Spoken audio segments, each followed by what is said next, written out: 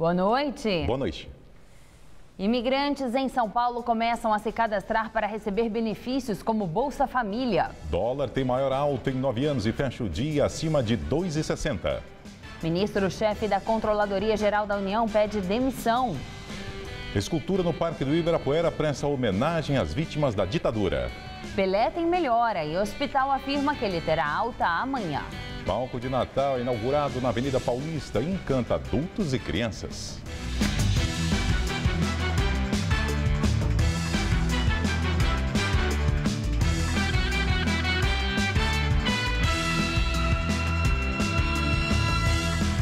Agência bancária nos Jardins é alvo de bandidos. Funcionários e clientes foram feitos reféns. A repórter Sabrina Pires tem as informações. Tarde, 30 pessoas foram feitas reféns e elas estão sendo liberadas só agora. Durante toda a noite elas ficaram aqui porque a polícia suspeita, ou suspeitava pelo menos, de que pelo menos um dos bandidos estava no meio dos reféns, entre clientes e também funcionários. As pessoas estão sendo liberadas aos poucos, em grupos, e quase todas não querem falar. Agora, uma testemunha acabou conversando aqui com jornalistas há pouco e disse que por volta das 5 horas, um grupo de 8 pessoas entrou aqui, fez todo mundo refém. Eles tinham uma atitude muito profissional, pediram para abrir o cofre e levaram todo o dinheiro. Esse valor ainda não foi estimado. A polícia ainda está trabalhando, por isso não conversa com os jornalistas. O caso vai ser investigado pela Polícia Federal. Enquanto isso, o trabalho permanece aqui na Avenida Estados Unidos, número 478, nos Jardins. Esse assalto que começou às 5 da tarde e ainda não terminou. Pelo menos a polícia continua trabalhando. Voltamos ao estúdio. Obrigado, Sabrina. Começou hoje a inscrição de imigrantes que vivem em São Paulo no Cadastro Único do Governo Federal. Os inscritos terão direito a participar dos mesmos programas públicos que os brasileiros, como o Bolsa Família e o Minha Casa Minha Vida. O mutirão de cadastramento faz parte do 2º Festival de Direitos Humanos da Prefeitura da capital. Margot é boliviana, mas vive há 20 anos no Brasil. Tem 3 filhos e trabalha como recepcionista. Não pensa em deixar o país, apesar de sentir um certo preconceito. A pessoa te fala de frente, você vem não sei de onde, ocupa um lugar aqui que poderia ser meu, né? Ganha mais que eu, recebe mais que eu, então não querem que a gente tenha um pouco de preconceito, acredito eu. E o medo que botam na gente também. Há tantos anos em São Paulo, ela não sabia que poderia participar de programas de assistência dos governos municipal e federal. Vai me ajudar a Minha Casa Minha Vida, que eu acho uma boa forma de você... Pago há 20 anos aluguel, então já deve ter pagado 2 casas, eu acredito. Então é difícil. Aí outros benefícios também para o auxílio do estudante e da minha filha, que é adolescente também, que eu acho importante. E auxílio para fazer algumas, pelo que eu vi, algumas de luz, telefone, para quem tem renda muito baixa. O acesso de imigrantes a programas como Minha Casa Minha Vida ou Bolsa Família não é bem uma novidade, já existe há anos, mas pouca gente conhece. Por isso, o objetivo desse 2º Festival de Direitos Humanos aqui em São Paulo é justamente divulgar esse benefício, para que pelo menos os cerca de 1 milhão de imigrantes que vivem aqui em São Paulo tenham conhecimento dessa possibilidade. Para fazer o cadastro, é preciso o CPF em mãos. Quem não tiver, recebe orientação para regularizar os documentos. No CRAI, o Centro de Referência e Acolhida para os Imigrantes, inaugurado há menos de um mês no centro da capital, há também apoio jurídico e psicológico. Após o mutirão, que vai até sexta-feira, o cadastro poderá também ser feito nos centros de assistência social nos bairros da capital. O coordenador do Novo Espaço, Cleiton Borges, explica que, embora haja muito preconceito, os programas são universais e garantem a proteção de quem está em situação vulnerável. Um programa universal, ele já é previsto tanto para o brasileiro como para o imigrante que aqui reside. Então não é uma novidade o acesso do imigrante ao cadastro único, assim como não gera impacto ou não tem essa visão preconceituosa, né, em muitos casos de discriminação ao imigrante, de que ocupa uma vaga do brasileiro ou que vai entrar em conflito por um programa com as famílias brasileiras. Pelo contrário, é motivo de integração, motivo de partilha e, inclusive, faz parte de outras políticas que já estão em curso. O segundo Festival de Direitos Humanos tem outras atividades. A programação completa do evento está no site prefeitura.sp.gov.br. Na Zona Leste, a madrugada foi violenta. 6 jovens foram baleados em 2 pontos da Avenida Jacopêssego. 2 das vítimas morreram na hora. 4 permanecem internadas. Segundo a polícia, nos 2 casos, criminosos passaram de carro atirando aleatoriamente nas vítimas. Ninguém foi preso e a polícia ainda não sabe a motivação dos crimes. O primeiro caso foi registrado 00:45 e o segundo 15 minutos depois. A polícia ainda investiga se os casos têm relação, pois, segundo testemunhas, os criminosos estavam em carros diferentes nas 2 ocorrências. Câmeras de segurança da região devem ajudar na investigação. Caso Isabela Nardoni, Ministério Público deve ouvir nos próximos dias a funcionária do Sistema Prisional Paulista que acusa o avô paterno de ter sugerido a simulação de um acidente para cobertar a morte da garota em 2008. A denúncia foi veiculada ontem no programa Fantástico da TV Globo. Segundo a nova testemunha, Ana Carolina Jatobá assumiu ter batido na menina em uma discussão no carro do casal após eles terem saído de um supermercado. E após uma série de agressões de Alexandre Nardoni, a menina ficou inerte e eles teriam imaginado que ela já estava morta. Neste momento, Ana teria ligado para o sogro Antônio para pedir ajuda. E então, ele teria sugerido a simulação do acidente. Ainda de acordo com a testemunha, Jatobá afirmou que foi o marido Alexandre que jogou a própria filha pela janela. Oficialmente, o casal Nardoni nunca assumiu a culpa pelo crime. O procurador de Justiça, Francisco Sembranelli, que foi promotor público nas investigações, acredita que o novo depoimento é convincente e poderá reabrir o caso. Ainda segundo a testemunha, a madrasta só não teria denunciado o sogro porque ele a mantém economicamente, além de seus 2 filhos, e lhe proporciona regalias dentro da cadeia. No julgamento em 2010, Ana Jatobá foi condenada a 26 anos de cadeia e Alexandre a 31 anos. Os 2 continuam presos. Ao programa Fantástico, Antônio Nardoni afirmou que jamais falou para Ana Jatobá simular um acidente e que lamenta a postura dessa testemunha. Segundo ele, a ajuda da nora na cadeia é um pedido do filho. Antônio Nardoni diz acreditar na inocência do casal. Inspirada na cidade de Tóquio, no Japão, a CET inaugurou hoje, em São Paulo, a primeira faixa de pedestres em sentido diagonal, conhecida como faixa em X. Veja na videoreportagem de Renata Falzoni e Felipe Meirelles. Brigadeiro Luiz Antônio, com Rua Riachuelo, bem em frente ao Ministério Público do Estado de São Paulo. Uma nova experiência da CET no que toca a travessia de pedestres. Cruzamento em X. É um projeto piloto que nós consideramos importante testar na cidade porque ele representa um ganho de tempo, pode representar uma maior segurança para o pedestre e reduz o caminhamento do pedestre em cruzamentos complexos. Ele deixa de ter que esperar 2 ciclos semafóricos para fazer sua travessia.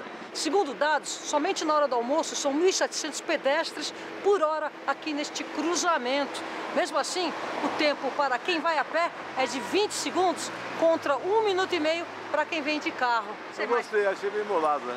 A reta é a menor distância de 2 pontos, né? Perfeito, né? Ajuda muito, né? Ficou bom o cruzamento, mas o tempo ainda é curto para as pessoas de necessidade, precisam de um tempinho maior. A gente sempre deixa o carro ali embaixo, então sempre a gente atravessa por aqui. Olha, eu achei interessante. Vamos ver se vai dar certo, né? Se eles vão respeitar também, da mesma forma que respeitar outra faixa de pedestre. Se funcionar assim, eles respeitar o farol também, como nós respeitar, vai dar certo. O pedestre, ele fica muito incomodado de ter que ficar esperando no semáforo. Nós aumentamos, inclusive, 5 segundos a mais para ele. E nós vamos ampliar isso para o restante da cidade, principalmente onde tem uma travessia grande de pessoas. Como o pedestre está usando a sua própria energia para caminhar, ele deve ter o privilégio na programação dos tempos e no uso do espaço da cidade. Então, o motorista pode esperar um pouquinho mais. Inaugurada a estátua de Tom Jobim em Ipanema, no Rio de Janeiro. O monumento em bronze em homenagem ao cantor e compositor Tom Jobim foi inaugurado hoje na Orla de Ipanema, exatamente 20 anos após sua morte.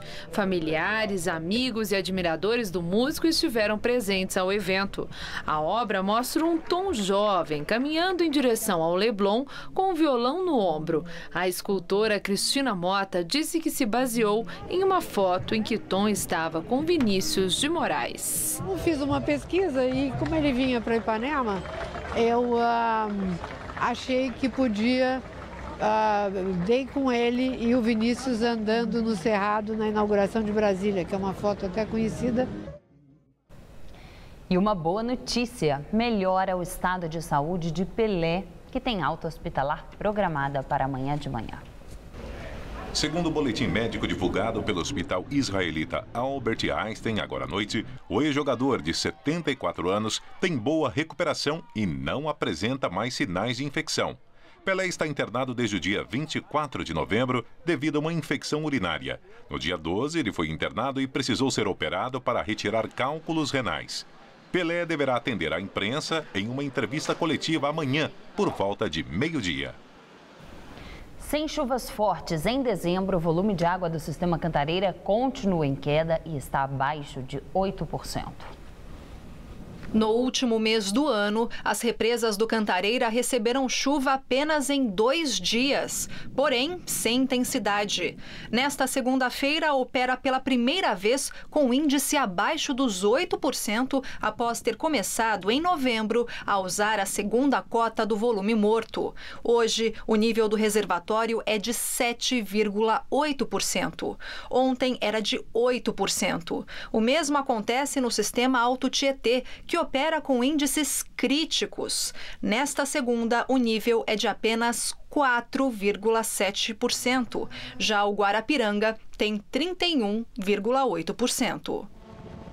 E em meio à crise de abastecimento, aumentou o número de consumidores que conseguiram reduzir o consumo de água. Com isso, eles ganharam desconto na fatura.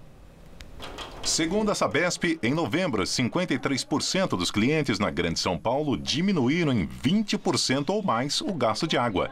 Em outubro, o percentual tinha sido de 50% e em setembro de 49%. Novembro foi o primeiro mês em que entraram em vigor as novas faixas do benefício, que foi ampliado para aqueles que economizarem a partir de 10%. O resultado foi uma economia de 4.100 litros de água por segundo, volume suficiente para abastecer cerca de 1.200.000 pessoas. Faltam 10 dias para o verão e a semana começou com a cara da estação. E tudo indica que os próximos dias serão bem parecidos, com muito calor, sol entre nuvens e pancadas de chuva. Nesta terça-feira, segundo os meteorologistas, deve chover nas regiões dos reservatórios paulistas. Mariana Armentano tem os detalhes.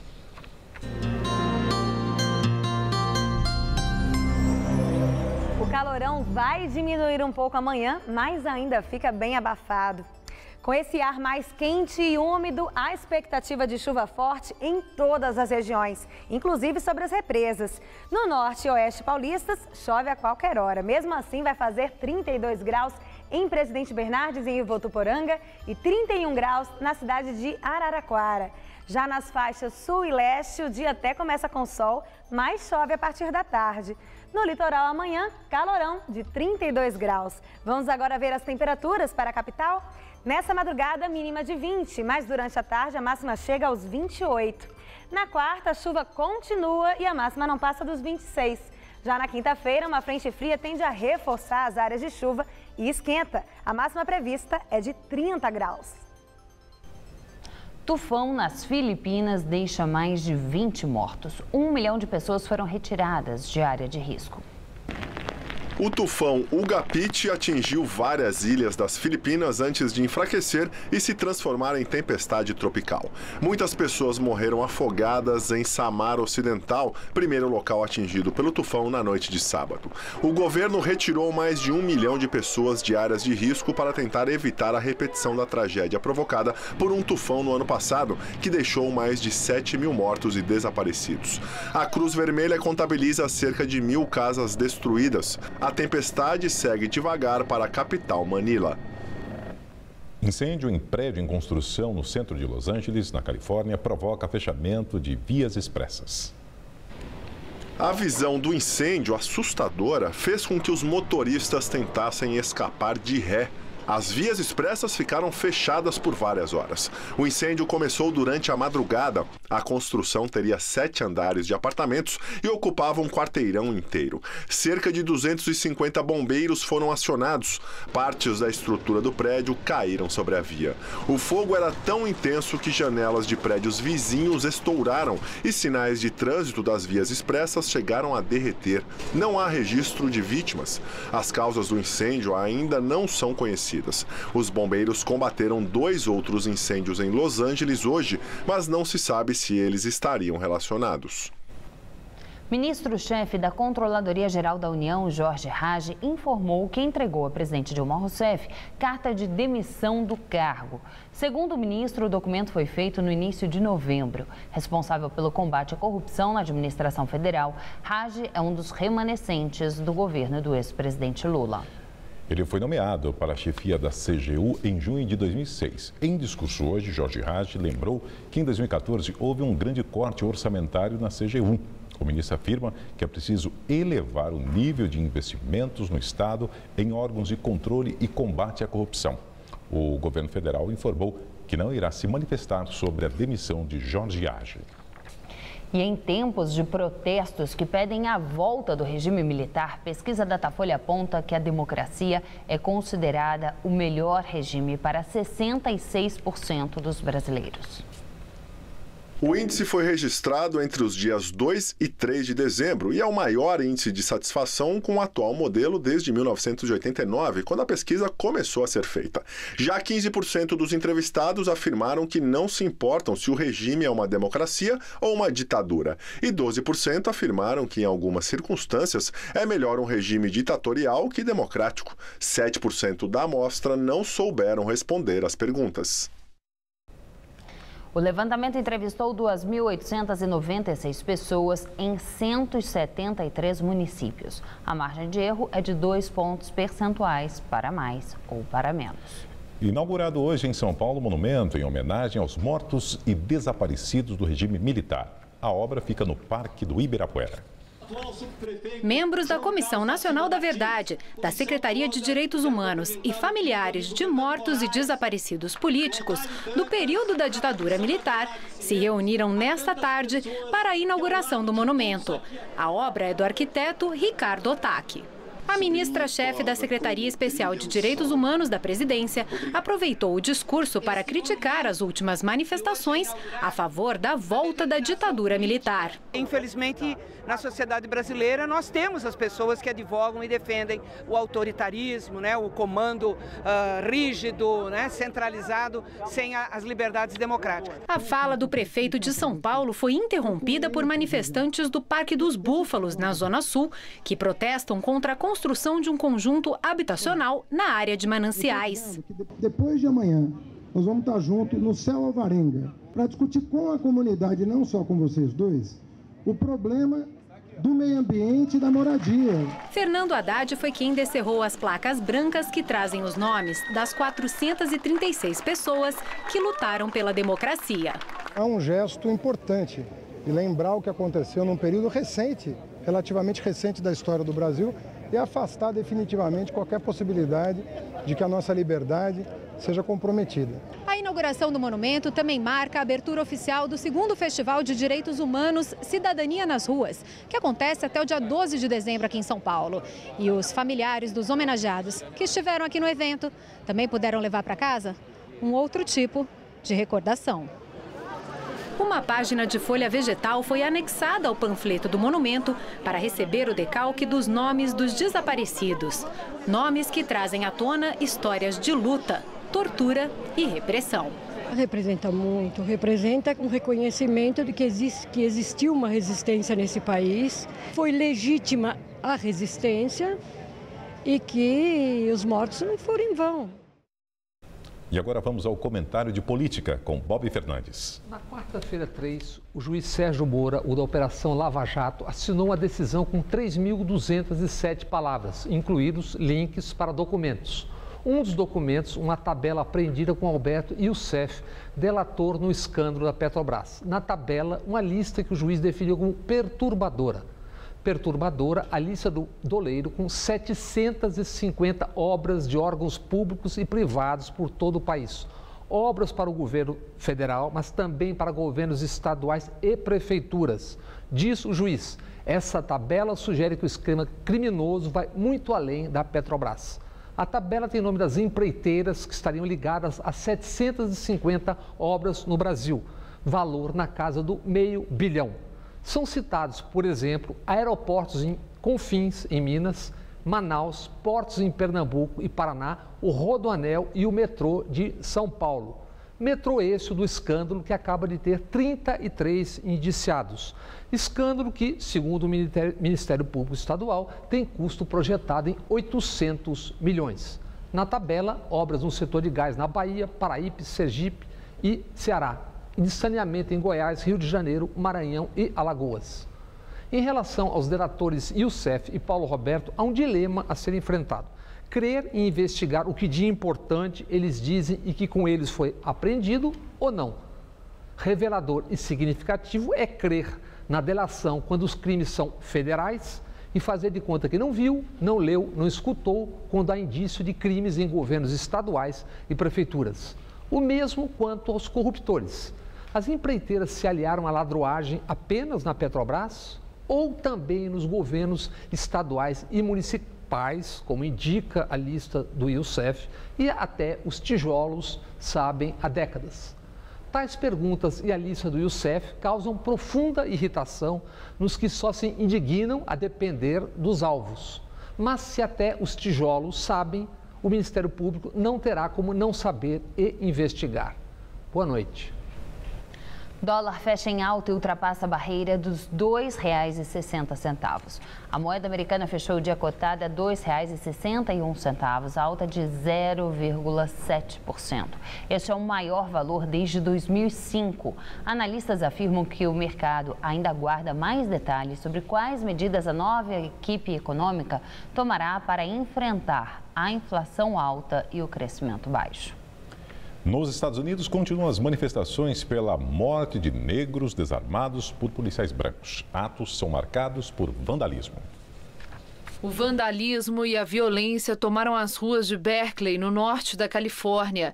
Gangues aproveitaram o movimento antirracismo para arrebentar vidros e saquear lojas.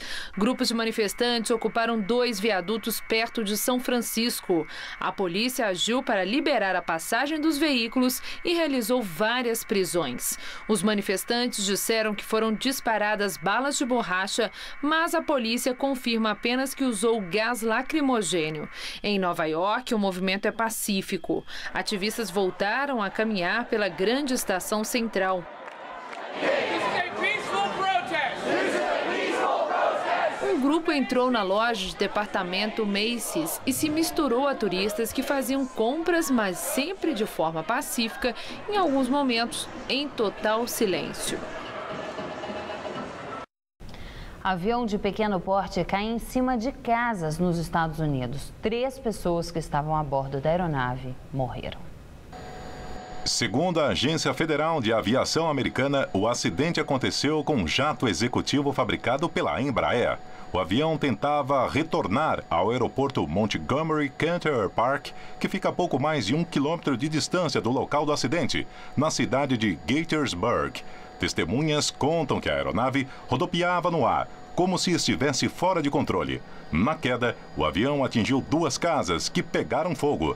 Outras 3 foram danificadas. Os bombeiros controlaram o incêndio. A seguir, casal real britânico faz visita aos Estados Unidos. E a beleza do Natal? Decoração com palco e luzes é inaugurada na Avenida Paulista. Casal real britânico William e Kate realiza a primeira visita oficial aos Estados Unidos.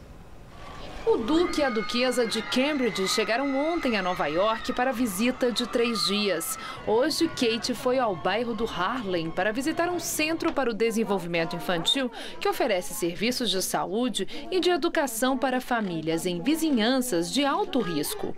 William esteve na capital Washington. O encontro com o presidente Barack Obama no Salão Oval da Casa Branca durou cerca de 20 minutos. Eles falaram sobre filhos e sobre a causa de proteção de vida selvagem que William defende. No Banco Mundial, o príncipe discursou numa conferência sobre tráfico ilegal de marfim e outros contrabandos envolvendo animais. Amanhã eles vão ao Monumento e ao Museu do 11 de Setembro e encerram a visita com um jantar beneficente no Museu de Arte Metropolitan. E foi inaugurada nesse final de semana a decoração de Natal aqui da Avenida Paulista. O palco da Avenida Paulista já está oficialmente inaugurado e, assim como no ano passado, também não será permitido subir e ver os enfeites de perto. Nem por isso o público deixou de comparecer. Tem muita gente por aqui tirando foto, fazendo a tal da selfie, todo mundo querendo o pano de fundo das decorações nas fotos deste Natal. E com isso também começa a temporada de trânsito complicado por aqui. A CT já intensificou o monitoramento das 6 da tarde a 1h da manhã, todos os dias, até o dia 25 de dezembro, quando aí começam os preparativos para o Réveillon. A recomendação é que quem puder venha passear de transporte público, isso porque os estacionamentos aqui da região estão todos proibidos, inclusive aos domingos nas ruas. Agora, quem puder então, venha em uma das 21 linhas de ônibus ou pelo metrô, a linha verde, assim todo mundo passeia, todo mundo visita, tira foto e sem estresse. A edição das 10 do Jornal da Gazeta termina aqui. Boa noite. Fica agora com o Rony Fon no Todo Seu. Uma ótima noite para você, uma boa semana e até amanhã.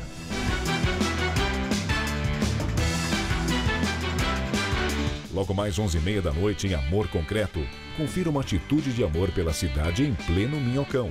Assista agora Todo Seu e logo após, Amor Concreto.